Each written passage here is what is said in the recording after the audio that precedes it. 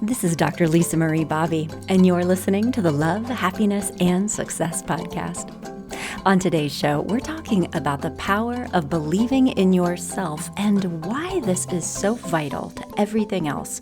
Believing that yes, you can is actually the foundation to being able to do most things. And on today's show, we're going to talk about why that is and how you can develop this belief in yourself.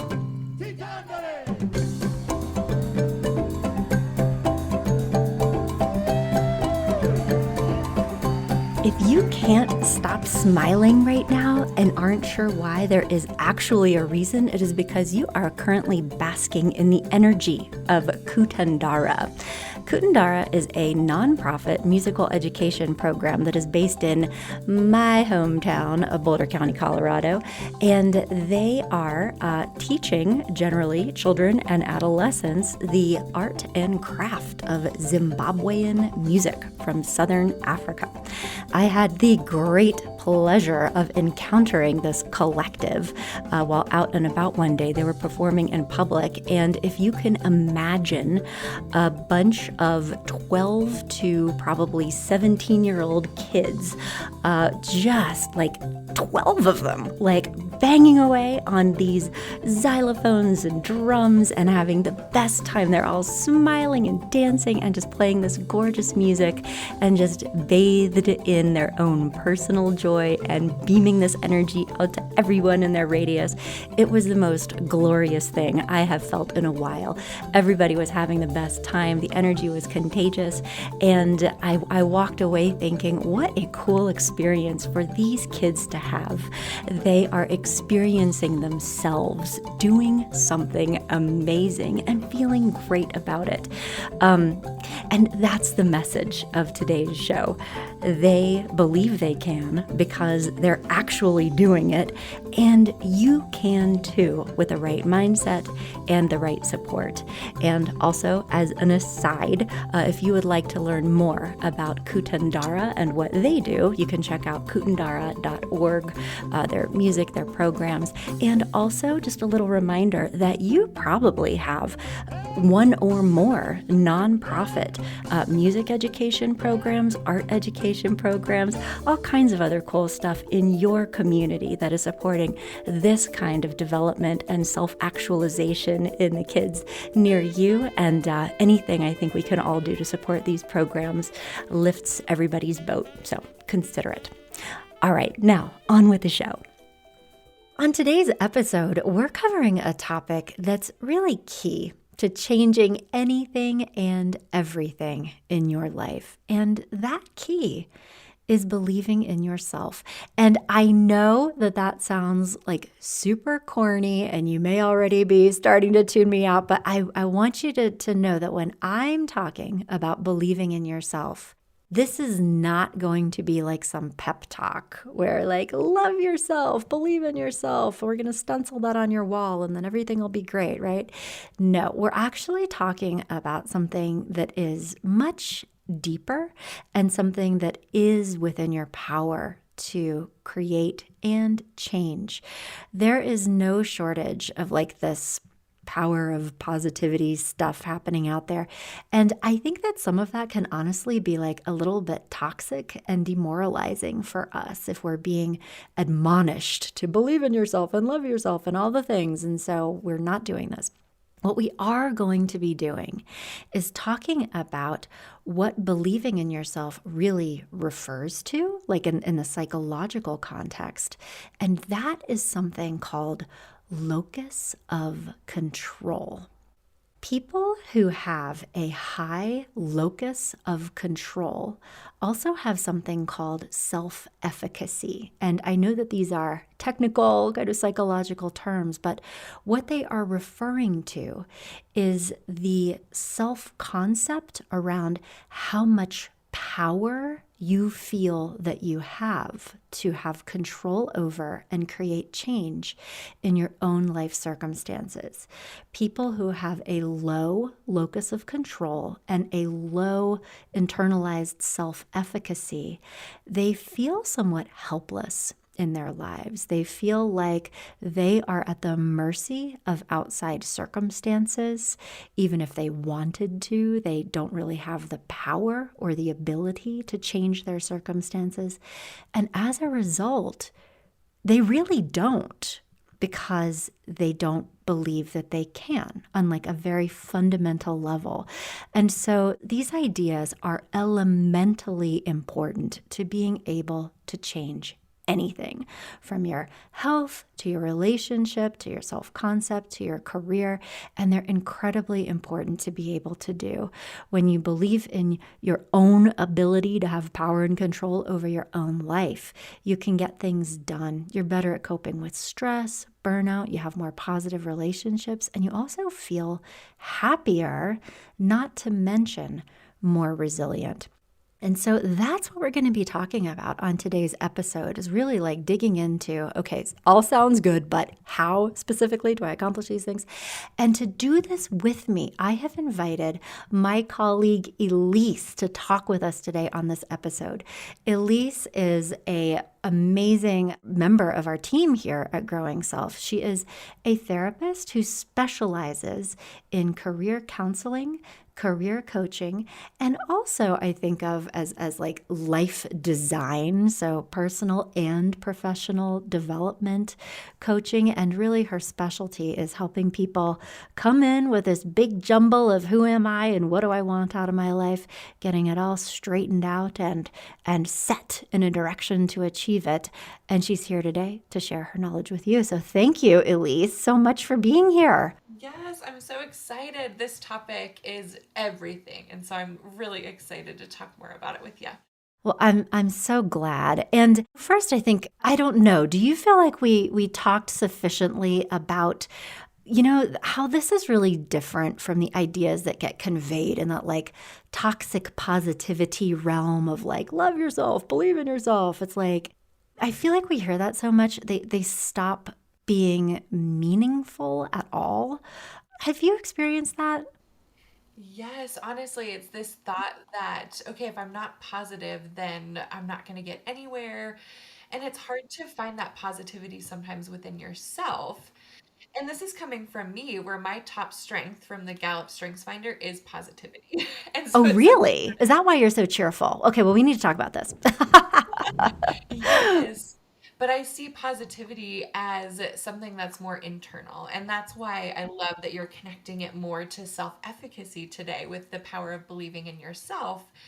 Because without that, we're not going to have that true internal positivity and mindset to allow us to get to where we want to go.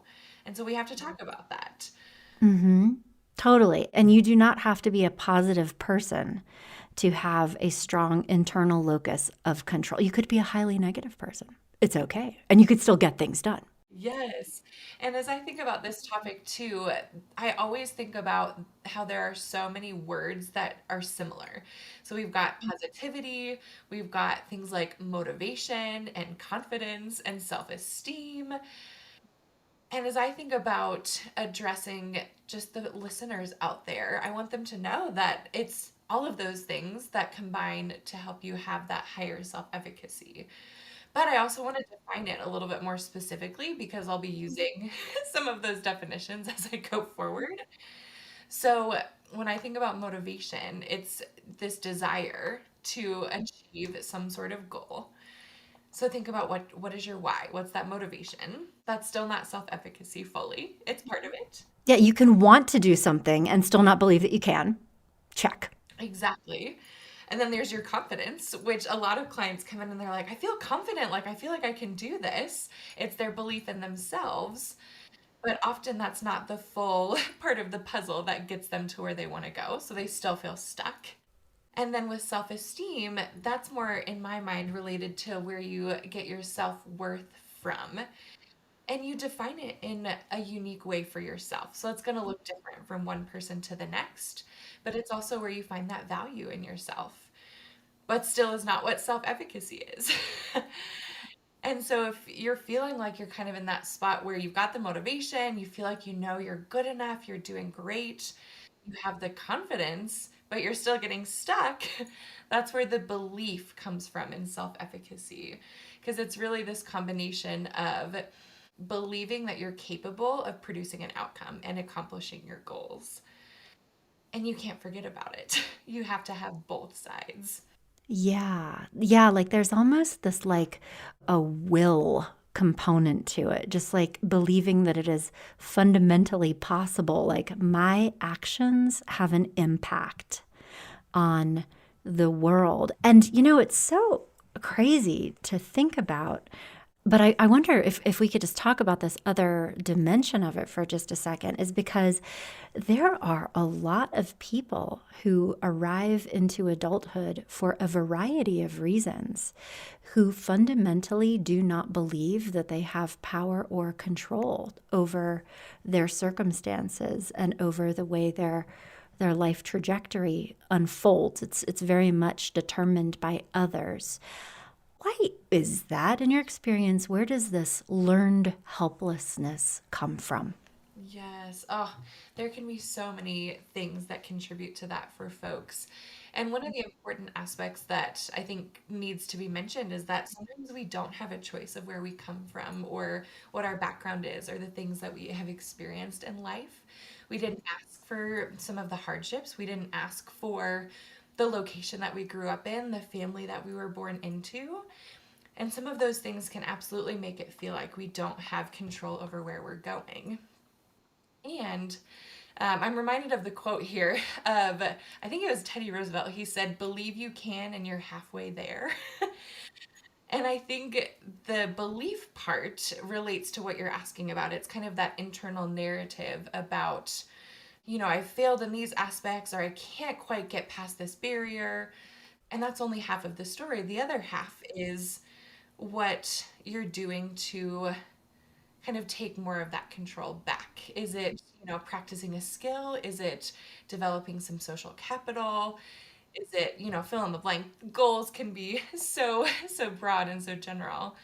But belief, I think, is where it has to start, and understanding your story, and what that story means, and really what you're saying to yourself and believing about yourself to get you to the halfway part before you start working on what you can control. Actually, I have to tell you something as we're talking in this. Well, I hope it's okay for me to share on the air. You are about to be a parent for the first time, and I know we have many listeners of this podcast who are also parents. And this whole conversation is actually making me think about an experience that I had just yesterday. I was in the grocery store with my soon-to-be 4-year-old daughter.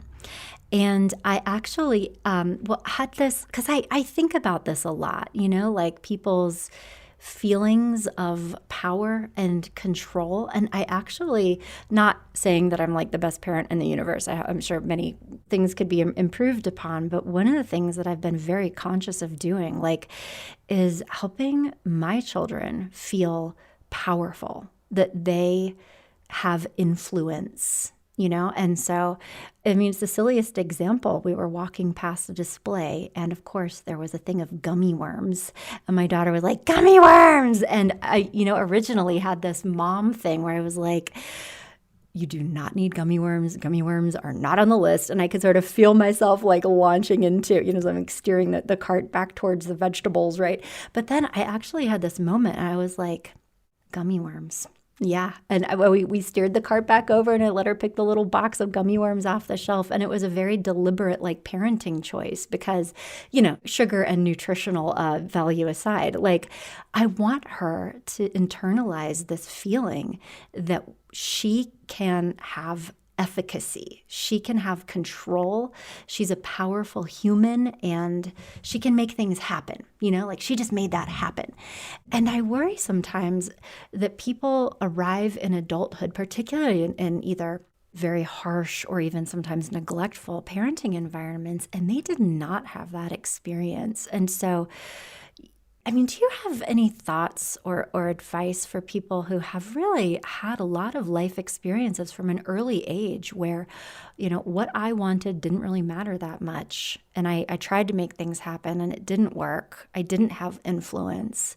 I mean, that's like foundational stuff. And that's hard to like will yourself into believing if you have a lifetime of experience where it hasn't been true.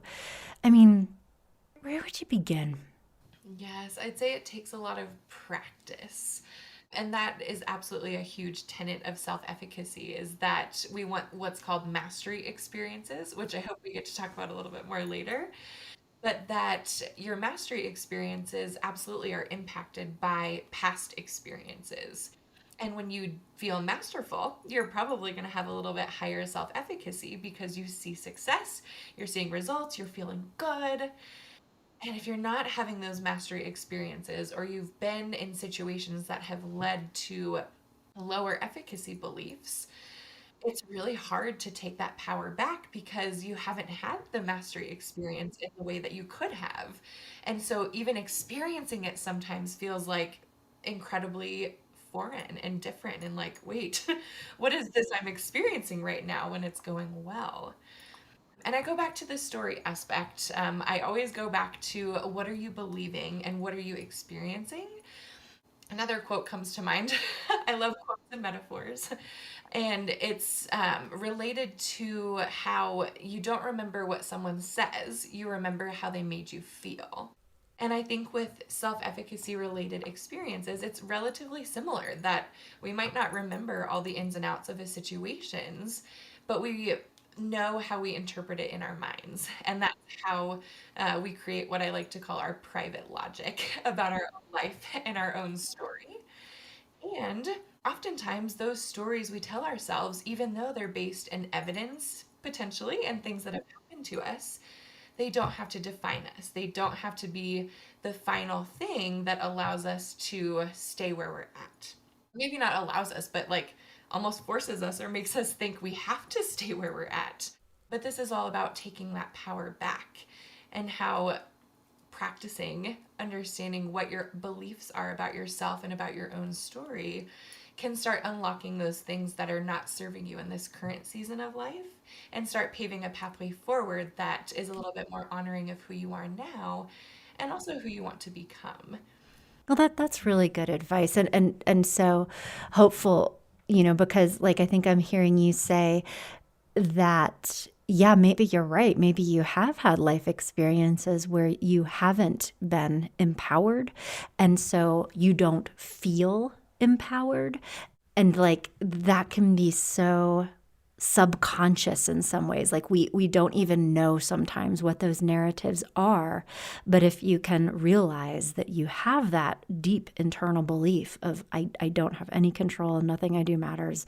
If you figure that out, then what you can do is begin practicing doing things and feeling the results and seeing the results. And it's almost like retraining yourself. And so that even if you don't feel or believe that you have power and control when you start, the act of practicing and behaving in this way will kind of like reset your clock and put you on the path towards the experience of mastery. Is that it? Yeah, I like how you talked about it in the way of kind of almost reframing. I guess that's another word I would use to describe that process. That, yeah, these things have happened potentially in your past or are currently happening.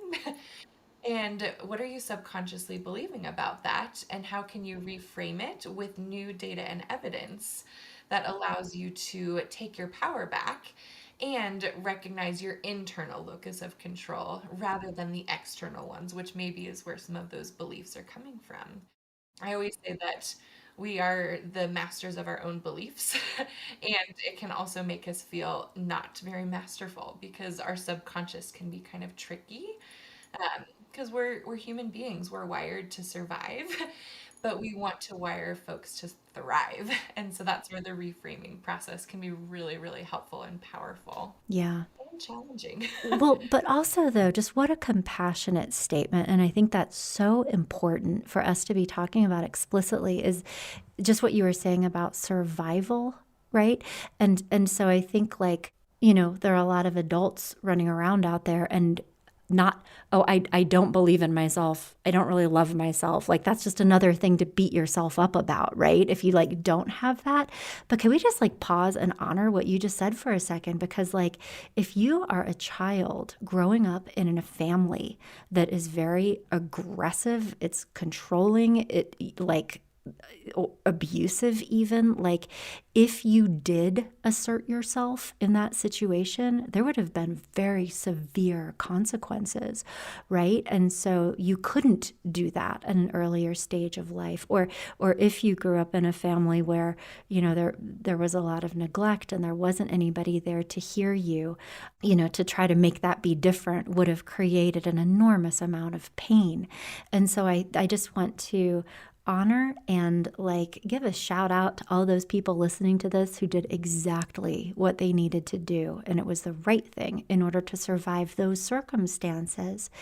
And now in this adult space, you get to decide how much power you have, and that's different. Thank you for bringing that up. Yeah, you get to decide what serves you and what is not serving you any longer. Because you still can't change what happened, but you can change how you think about it. And if it's not serving you anymore, where do you put that? Do you take it with you every day? Hopefully not. And that's what the process of coaching and counseling can really help with is let's set some goals, let's understand that backstory, and let's help you build a toolbox that's full of mastery that allows you to thrive and not just survive anymore. Now, I know that in your career, you're a career development specialist, and so you're really working a lot with people who are, understanding themselves in that intersection of personal growth and professional development. Can you say a little bit about what you have noticed in your clients when it comes to their career domain between people who have that high self efficacy and internal locus of control compared to people who have low self efficacy or an external locus of control? What does that tend to look like with career? Yes, that's such a great question. And oftentimes it is very evident when we first start working together where a client might be at in experiencing their own self efficacy. And generally, how I like to start off working with folks is in our very first session, we do what's called your career story. And again, that's a very big theme today with me. I love the narrative aspect because I want to understand your career beliefs specifically and where you're coming from. And so, with that career story, with folks with higher self efficacy, regardless of the ups and downs, the ins and outs of their career, they're generally feeling excited and hopeful and ready to look for what's next. That's generally why folks will kind of come and work with me as a career counselor is, hey, I'm ready for what could be next. What do we do? How do we do that? And so noticing their beliefs about, yes, okay, I've got some hunches about what I might want to do. I just need a little bit more clarity or a little bit of support in this area. Those often lead to higher self efficacy beliefs. And then we get to do some really great work to help them do that in whatever way makes the most sense. In that career story session with folks who might have a little lower self efficacy in career things specifically, I notice a lot of just pain, honestly, with my backstory is this. I'm only doing this job because it's what I found. I was job searching during the recession back in the late, or early 2000s, and I couldn't find something, so I just landed here. Even folks with the pandemic, I haven't found anything and it's been months. Isn't the great resignation a good sign? Why am I still not finding something? So there's a lot of that questioning. So if I'm noticing a lot of that, my spidey senses internally are thinking, we might have some negative self-thoughts that are impacting this career story, which is a sign of that lower self-efficacy. But that, and like kind of looking outwards, looking at external circumstances. And so here are all these reasons why I had to do what I did, as opposed to, Yes, or oh, I don't have the right skills on the job posting, so I can't apply for this job. Or I've never worked in this industry before, so I don't think I'm going to be able to find a job. fill in the blank. There's lots of different reasons, especially in career, which is a huge part of life that Yeah. can Oh, be yeah. hard. Totally. And so would you say that those are, because that was another question, I mean, like for people listening to this, how do you know where you kind of are on that spectrum of efficacy? Like if you're on the low end, is that one of the ways you would kind of be able to tell, is almost like listening to yourself talk? Like, is it, let me tell you about these 87 reasons why I can't do something, or That can be part of it. Yeah. And one of the questions I love to ask folks to reflect on more as we begin career specific work is what are some of your most prized accomplishments in your career?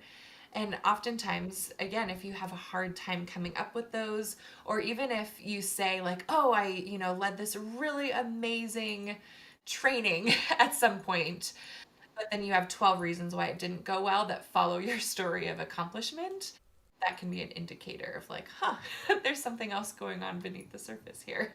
yeah. So you're saying like just cracking into that, like that mental filter, that inner narrative. And that, and I'm glad that we're talking about this too, because it can be very difficult to like know what that is. Like we're all kind of simmering in our own broth and we aren't like consciously aware of the things that we just sort of automatically tell ourselves. And so it can take some effort, but that's one of the ways that you can understand how empowered you really believe yourself to be. Yes, exactly. And I think the other really important aspect to career specific self efficacy is also knowing yourself. If I ask clients, what are your skills or what are your strengths? Tell me about your dreams for your career. And if those are really hard questions, then we often need to start in the self clarity phase of career work to understand who you are and what those most amazing aspects are of yourself that you're taking with you. Because as you get to know yourself, you're taking your power back. You're understanding, oh, I really love public speaking. No wonder I love doing presentations in my last job. Whereas before they might have thought, oh, I didn't like anything about my last job. So we're kind of picking the best pieces and putting together that new story while also developing clarity, which will naturally build efficacy and help folks move closer and closer to where they're meant to be and get out of their own way too. I hear you. And in that exploration, I'm curious if this ever comes up. Do you ever find that there's like a necessary balance sort of between that like self-efficacy, believing in yourself, but also having I don't want to use the word self-doubt, but like the ability to I mean, because overconfidence is not necessarily good for people either. But I mean, I guess if you had to choose, I'd go with overconfident. Like you can always back up, right? But how can somebody, I guess, assess between like what they're thinking about? Like, is this a reasonable caution? Is this an obstacle that I need to think about to overcome? Are these doubts that I'm having something that I should listen to? Or am I having self doubts because I feel somewhat helpless on the inside? Like, how can you tell if it's a reasonable obstacle or one that you're kind of creating because you expect it won't work anyway? Right. Oh, I think that's where it's so tricky because there might even be both happening at Yeah. the same Oh, yeah. time. That's also true. Spoken like a true therapist. Both is the correct Right. answer to It's most things. it's always in the and. Right. I would say, honestly, if it's more of this internal helplessness, that's going to show up pretty consistently as you're thinking about career or about other aspects of your life. And if it's other types of obstacles, you might be thinking about it pretty consistently, but you might have ideas on what to do about it, or ways to learn about it. And I guess to give a little bit more background on career specific self efficacy, this might help a little bit. There's four different aspects that I'm usually assessing for and thinking about, and whether it's kind of that like deeper hopelessness or like, oh, we just have some obstacles to overcome. So those four things are those mastery experiences that we've mentioned a couple of times. Obviously, success will build it, and failure or perceived failure will diminish it. But if you're having experiences of mastery, like you write a really awesome resume and you feel good about it, that's going to help you build a little bit more to go over that obstacle if your resume was an obstacle. Another aspect is vicarious learning, which is where we actually form judgments about our own ability to do something based on watching others do it. And so, if someone has witnessed a parent, a family member, a friend, anyone go through a job search and have certain experiences, you might be taking that on and thinking, well, if they couldn't find a job, then I'm not going to be able to find a job. If they, didn't get a good offer at the end of the interview, then I absolutely will not get a good offer. Or the positive could also be true.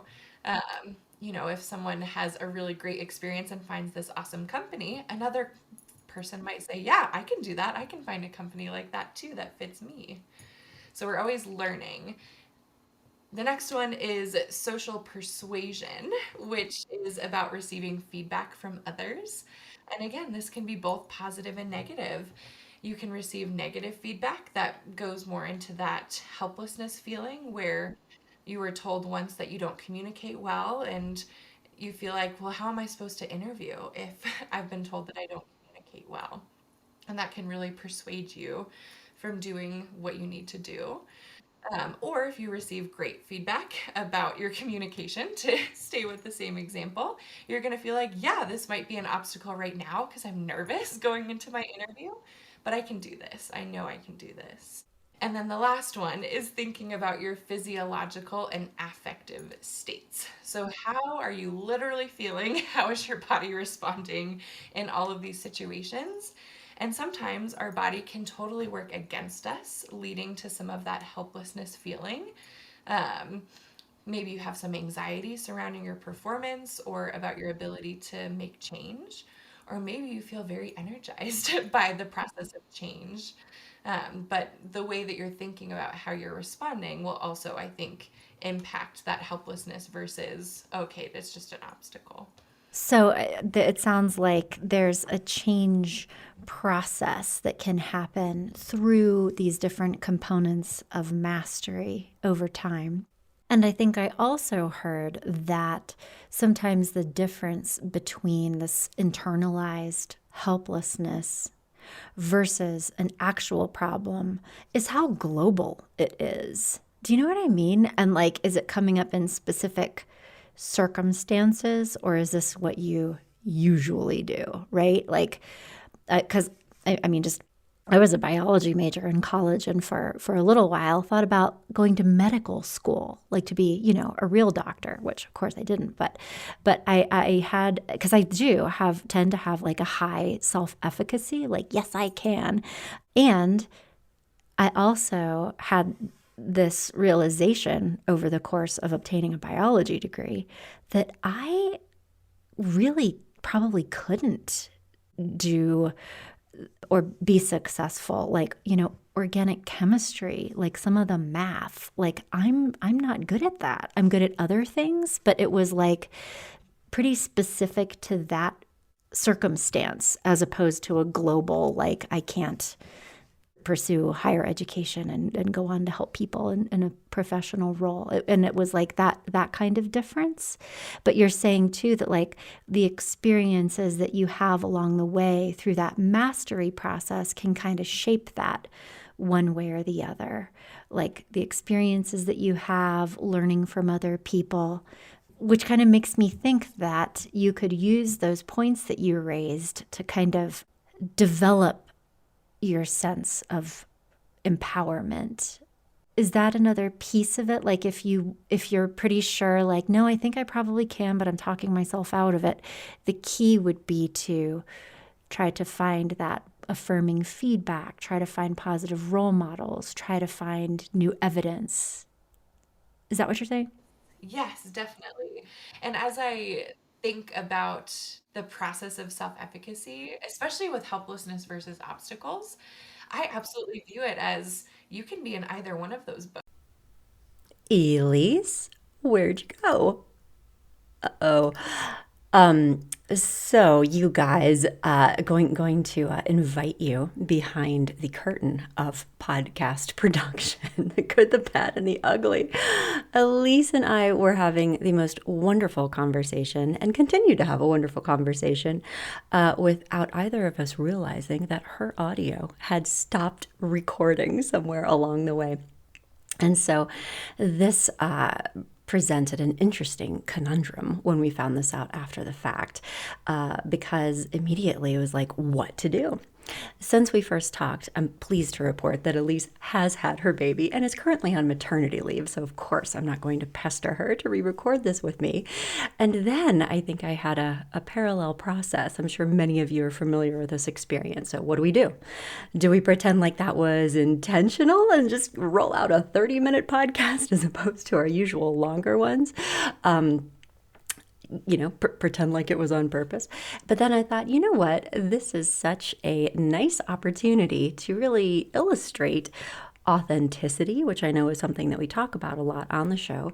And also, I think it really relates to the topic that we were talking about with Elise around the power of believing in yourself and the power of being able to have something kind of go wrong, have weird curveballs thrown at you, and really take it in stride, use it as a learning opportunity. I still don't know why Elise's audio stopped working, but I'm going to figure it out. And also, though, this idea, like the main point of the entire conversation is that it's going to be okay. You don't have to be perfect. You don't know exactly what you are going to be doing all the time. Things don't go the way that you planned. And, you can just try things and see how it goes. And like just have this general expectation that it's going to be okay and that doing something typically is better than doing nothing at all, and certainly not trying to hide or avoid or pretend to be perfect and infallible rather than rolling with it. And so I trust you guys that you understand and appreciate this show and everything that we're doing here, and are not going to judge me for not being perfect. So I really appreciate that about our relationship. Thank you. But I also really wanted to communicate to you guys the rest of what Elise and I talked about. Elise had a number of really amazing points after the audio stopped rolling. And so I went back through and thought about what we discussed and wanted to share the rest of it with you so that this episode is complete for you. And well, ideally, why we do these is for them to be genuinely helpful for you. So using my own imperfection as a model here. The next thing that we talked about, interestingly, is that self-efficacy is not about needing to be perfect or believing that being good enough is actually about being perfect, right? True self-efficacy and believing in yourself is believing that you have the ability to figure things out as you go. You do not have to have everything all planned out in advance. You don't need to know exactly what is going to happen before you start taking steps forward. It's like driving a car. You can only see a certain distance in front of you. You can't see the whole route ahead, but you trust that there's a road ahead. And if you encounter an obstacle or need to course correct, you can when you need to, and you don't need to spend a ton of time or energy thinking about what exactly is going to happen or how you're going to handle it ahead of time. When you trust yourself of, you know what, I am a generally competent person, and when circumstances present themselves, I trust myself to be able to handle whatever those are in an appropriate way. So I'm okay, and I can just stay in the present, because to get too future focused creates a lot of paralysis, right? When we are trying to close loops, when we are trying to make decisions about things that we legitimately don't have enough information about yet, when we're trying to solve possible problems far in the future, we cannot. And it creates paralysis and a lot of self-doubt and anxiety in the present. So, today's podcast is a great example. Had no idea that was going to happen, and it doesn't matter because this can still be a nice episode for everybody anyway, right? The goal here with believing in yourself is really believing in and intentionally cultivating the ability to be flexible, to not fall apart when weird things happen, and to adapt to changing circumstances. And so that's, something that Elise and I talked about, and I think is something worth reflecting on further as you're listening to this today is, how do you feel typically when things don't go as planned? Do you feel like that creates a huge obstacle, or do you kind of fall apart and stop? Does it create paralysis? Or, are you able to be like, all right, well, that didn't work. What else are we going to do? And kind of, create an alternate route to the same destination. And so just thinking about how you typically handle those things will give you some insight into your current level of self-efficacy, right? People who believe in themselves find another way when the door is locked, and therefore we will go through the window, that kind of mindset, which is worth cultivating. And really, I think spending time maybe thinking about moments in the past when you have been resourceful, when you have encountered an obstacle and figured it out. Maybe it wasn't the perfect outcome, and it was still okay, and that is meaningful. Thinking about resilience, I think, is an important part of believing in yourself. How it's not about avoiding problems or preventing weird or, non-ideal things from happening. That really personal power is being resilient in the face of them. Everybody experiences failure, rejection, disappointment, things not working out the way they hoped. And it is about managing that and being okay anyway. That certainly we can have feelings about those things. I will not lie. I had a surge of, when I found out the audio was broken. But, we recover, we move on. And these are all ideas that you can really intentionally practice and cultivate. And what is really neat is that if you get in the habit of doing this, that every obstacle, setback, disappointment becomes an opportunity to increase your skills and competence and comfort and capacity in these really important areas. So we are reframing this as a positive thing, as Elise so insightfully shared in our conversation. Another really important thing that Elise and I went on to talk about is around the power of habit, believe it or not.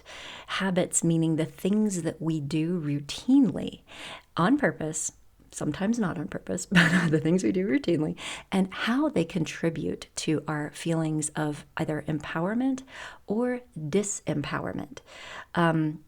We talked about the fact that our habits are made up of these tiny daily choices that seem inconsequential on their own, right? Do you spend 3 minutes thinking about what you're doing before you sit down for the workday? Do you put your clothes in the hamper or leave them on the floor of your closet? I mean, like, what do you do? Tiny little things. And the extent to which they impact not just our life circumstances and not just the way we feel, but really over time aggregate and accumulate into situations that have the power to shape our future and to shape our reality. I know this sounds, stay with me, but if you have low self-efficacy, if you sort of believe that nothing matters anyway and it doesn't matter what you do or don't do, then it is difficult to have motivation to maintain very small, healthy habits because they feel genuinely irrelevant or inconsequential. You don't believe in your power to create the outcome that you want. So, for example, there is no magic bullet when it comes to really creating big, long term, permanent changes in your life. So, health would be a good example in this. You could walk every day, you could eat a generally healthy diet, and really objectively not experience much of a difference in the way you feel day to day. Maybe some improvements, but you're not going to miraculously drop 80 pounds overnight, right? And so there isn't a lot of evidence that what you're doing is having much of a positive impact when it comes to stuff like that. Many things are like that. Relationships, you can deliberately try to be nicer and kinder and more polite to your partner in small ways, for a couple of weeks. And particularly if you have been in a negative relational system with them for a long time, it's not really going to create a lot of immediate change because they are, stuck in a very powerful narrative about who they are and who you are and what this is. It takes a long time to change that, or, the support of a professional to kind of break through it more quickly. But if you don't really have that confidence and understanding in your own ability to create big changes through playing a long game and have that ongoing confidence that the small things you do every day do actually matter. They do accumulate. They do create powerful change over time. Like that drop of water dripping on a rock, like, a couple million years from now, will actually have enough power to create a canyon where that little drop of water is. That sense of self-efficacy, that power of believing in yourself, is very much connected to these ideas of grit, of continuing to try in the face of not having a lot of immediate positive reinforcement, not having things be immediately gratifying. And the other piece of this is that it's very well known that accomplishing any long-term goals requires little increments of work every day to create these outcomes, rather than these big, sweeping changes that rely on you doing extreme things or having these big bursts of motivation. But the other thing that is true, it is very much related to this self-efficacy idea, is that you can fake it till you make it with your habits. If you are intentionally cultivating a positive habit that you know is going to create positive change in yourself and your circumstances and your relationships over the long haul, you will be able to attune your thinking to see the small, incremental, very subtle changes that do actually happen day to day, and that are very easy to miss if you have already decided that it doesn't matter anyway. In very real ways, we all choose what we want to see. What we experience typically matches our preconceived ideas of what is going to happen, right? And so when you're cultivating a mindset of self-efficacy and an internal locus of control, you are kind of programming yourself to see these very small steps forward, rather than interpreting the same situations as obstacles, as setbacks. We're seeing the positive impact of our efforts as opposed to the negative, and that's really powerful. And the other reason why this is very, very important is that we change our perceptions of ourselves through our behaviors and through our experiences. to a degree, we have to decide what we want to believe, right? Because we can't do anything without having some of that. But these decisions are supported by the things you observe yourself doing and the things you experience as happening. It's through these behaviors and beliefs that you change your story about who you are, like what kind of person you are and what you are capable of doing because you are doing it. This is something that Elise and I talked a lot about, and one of the resources that we mentioned in our conversation was the book Atomic Habits by James Clear. Fantastic book. And he talks a lot about this idea around how our behaviors really do change our self-concept over time, and that it is through our habits that we practice being the person that we want to be. So behaviors have a lot of power. And so the point of that is that just taking action and doing the things that you would like to do, even if you don't feel completely aligned with it, just like that drop of water, over time, it will change your self-concept. It changes your ideas of who you are and what you're capable of. So it's incredibly powerful. And I just offer that because many times with my clients that I see in therapy or coaching, and Elise, has the same experience, there's this belief in our culture, this myth that you have to feel positive, you have to want to do something, you have to feel good. You have to believe that you can before you take action. And that prevents a lot of people from taking action and therefore becomes an obstacle to their experiencing themselves in a more empowered way. So I just wanted to mention that. Related to that, Elise and I talked a lot about emotions and self-efficacy and how they're not the same thing. Feeling a certain way is not the same thing in believing in your own power and ability to influence circumstances in your life. You don't have to change the way you feel before taking positive action. You can feel really bad and do the right thing anyway, in every domain of your life. And it's okay to start by taking positive action because a better emotional state will typically follow. Even if you're a little dubious that it might, particularly if you turn things into habits. And so you'll feel better. And again, as we were talking about a minute ago, we will be changing your self-concept in the process. I can be afraid and do hard things anyway. When you observe yourself living as a brave person, as evidenced by these behaviors, you become a brave person. It's really cool, and it's easier than we think because it's really rooted in behavior.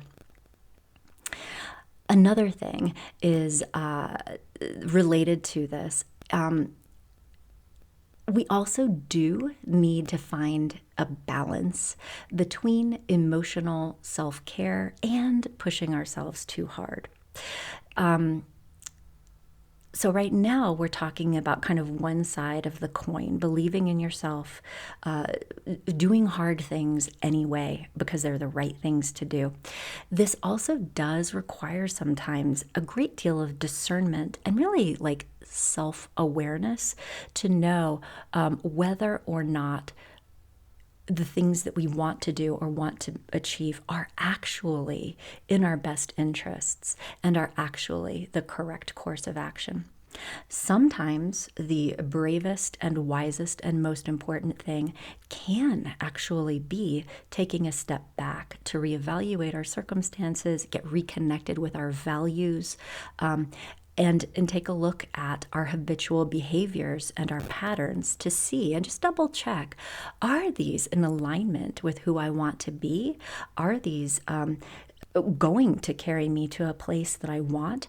Or have I accumulated over time a series of habits or mindsets that maybe are linked to action? Maybe they're doing something, but is it the right thing for me? And where it starts to get complicated is that we evolve over time. And we change, and our values change. The things that are important to us as people change. So it is also very easy to get into habits, patterns, mindsets that were very true for us at an earlier period of life and that served a very positive purpose earlier in life, and that might not any longer, you know? The things that were important to me and that carried me forward and that brought value and meaning into my life in my 20s are extremely different than what is real for me in my 40s. You know what I mean? And so being able to slow down, take stock of that, is also a very important part of believing in yourself, because when we're checking in with ourselves, how do I feel? What do I want? Is this right for me? Where do I want to go? What do I need to do to get there? When we're having those conversations with ourselves, we are building trust in ourselves, not just to create positive outcomes, but like any relationship, you know, when we're asking ourselves, how do we feel? You know, is this good for you? Are you in the right place? What else could you be doing? What do you need to stop doing, right? It's like the experience that we have when we have an honest and emotionally intimate conversation with another person.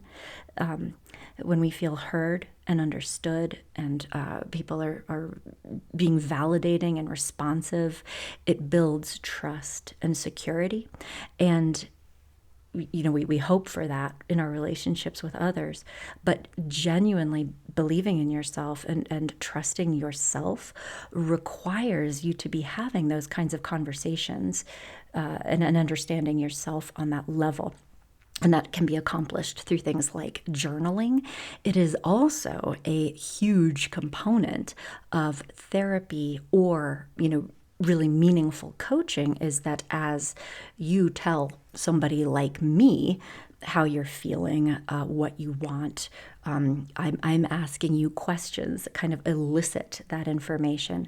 You know, you're not really telling me about those things.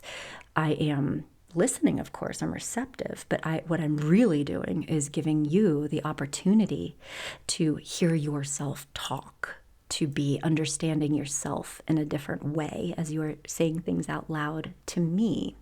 So that's a lot of the value of personal growth work, and cannot be underestimated. So I would encourage you to be spending time in that space, if your hope is feeling more confident and empowered and able to create positive change. It does need to be the right change. And then very lastly, the other thing that Elise and I talked about was this idea that self-efficacy is connected to compassionate self-understanding. You know, like we were talking about earlier in our conversation, you do not have to be a positive person. You do not have to feel good. You do not have to know exactly what's going on. You can, you know, not be any of these things that I think we kind of hold as ideals sometimes in our culture. And related to this, being an empowered person with a high locus of control who believes in themselves has nothing to do with rejecting or pushing away any negative feelings that might come up for you through this process. It's okay to have negative beliefs, to have this little voice in your head that tells you you can't accomplish your goals, to feel overwhelmed, to feel discouraged. Like that's all part of the experience. So we're not pushing any of that away. It's about listening to those thoughts and feelings and attending to them compassionately, like understanding why they make sense, understanding where they come from, and also understanding that the things we think and feel don't need to necessarily control us. We can have thoughts, we can have feelings, and we can decide to take various courses of action that are connected to our values and connected to our desired outcomes that may be different than what our thoughts or feelings are telling us. And it's really that self-compassion, that understanding of what are my habitual thoughts, what do I know are those old loops that I play in my head, and what have I learned over time is something that I habitually feel or think that may not actually be true. I don't have to make myself stop thinking that, but I think I'm probably not going to let it control my behavior or my decisions. And then related to this too is really making an intentional choice to support yourself with, or surround yourself rather, with supportive people who believe in you. The people that are around us, the things that are reflected back to us through our relationships are enormously powerful, and we tend to rise to the level of the people that are around us. So to have people who believe in you, who believe in themselves, who communicate, positive expectations of you, who know that you're capable of so many things, will help you grow in that area, and I think also help you develop a more compassionate and really respectful relationship with yourself. Of course, not everybody in our lives was gifted by virtue of their own life experience with that kind of ability, that they probably didn't get the support and compassion that they needed in certain times of their life. So maybe they do have a more negative, self-critical mindset that they then kind of project onto others. And so it is also not that we need to reject those people. We can also have compassion for them. But if you spend time with them, do have internal boundaries.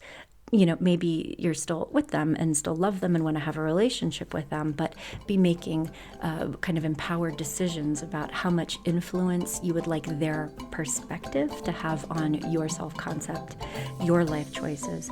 And if you don't have a lot of that in your life right now, look for some. We started this episode with the most inspiring music, Kutundara, here in Boulder, and that is what they're doing. They're taking these groups of kids and here is a xylophone, here are little xylophone hammer things, and here's how you do it, and yes, you can. And they have that experience of being around supportive people who say, yes, you can. We're going to teach you baby steps. Here's what to do. And then they have experiences of witnessing other people around them doing it and being successful. They start experiencing themselves as doing it, and then all of a sudden they're part of this magnificent group who's really creating beautiful music. Not perfect music. Maybe sometimes they get there and they don't feel like doing it, and then they do it anyway, but over time it really does shape their self-concept. They feel empowered, they feel stronger, they feel more able because of what they choose to do.